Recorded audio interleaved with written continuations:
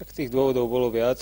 Jedným takým dôvodom bol určite taký najbežnejší dôvod, a to je nespokojnosť s aktuálnou telesnou formou a túžba po zmene. No, ďalším takým dôvodom bolo, že ako čitateľ časopisu Muscle & Fitness prakticky od jeho počiatku som sa vždy chcel zúčastniť tejto súťaže, ale proste to odhodlanie nebolo dostatočné. No ale tohto roku zavážilo, že som chcel súťažiť v kategórii do 35 rokov. No a mal som vlastne poslednú možnosť vzhľadom k tomu, že som momentálne čerstvý 36-ročný chlap už po ukončení súťaže. No a čo bolo takým v podstate najväčším impulzom, že som sa odhodlal a prihlásil do tejto súťaže, bol fakt, že manželka bola ochotná ísť do toho so mnou a prejsť tým všetkým spolu so mnou a prihlásiť sa tiež. No a to bolo pre mňa motiváciou vlastne najväčšou, že som do toho išiel a toto všetko spolu zavážilo, že som sa nakoniec prihlásil.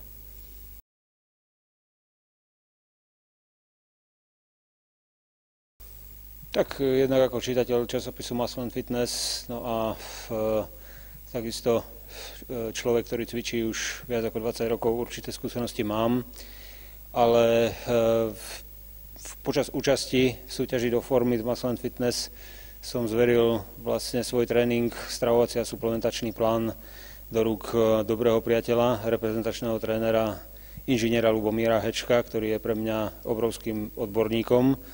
No a vlastne jeho rady a jeho dozor ma viedol počas celej prípravy.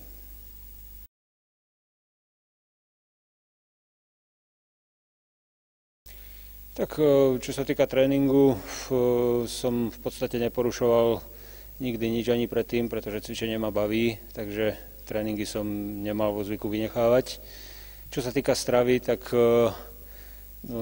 tá motivácia bola jednak veľká, no ale vzhľadom k tomu, že v podstate toho časového priestoru pri dvojfázovom tréningu, no a pri pracovných povinnostiach a povinnostiach súvisiacich s rodinou nebol nejaký priestor, aby človek myslel na jedlo, tak viac menej nebol dôvod. Ale stala sa mi taká zaujímavá vec, že mal som sen, v ktorom som zjedol sáčok plný keksov a keď som sa ráno postavil na váhu, tak som bol o kilo ťažší a vtedy som povedal manželke, že no, so mnou to nie je dobre, pretože ja tučnem už len z toho, keď sa mi o jedle sníva.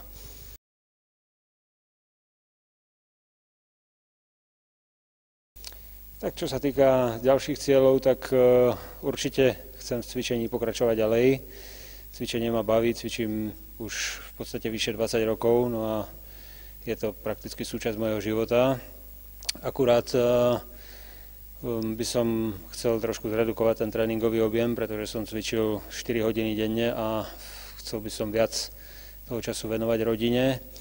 No a to, že som uspel v tejto súťaži a forma, ktorú som dosiahol, je pre mňa obrovskou motiváciou, aby som pokračoval ďalej, aj čo sa týka takého kontrolovanejšieho stravovania, aj keď rozhodne neplánujem jesť ryby a zeleninu do konca života a dodržiavať striktnú dietu, ale proste určite neplánujem začať jesť všetko, čo mi strčia pod nos a chcel by som sa kontrolovať v tom stravovaní a udržať tú formu čo najviac, vzhľadom k tomu, že od tej stravy to závisí ešte viac ako od toho cvičenia.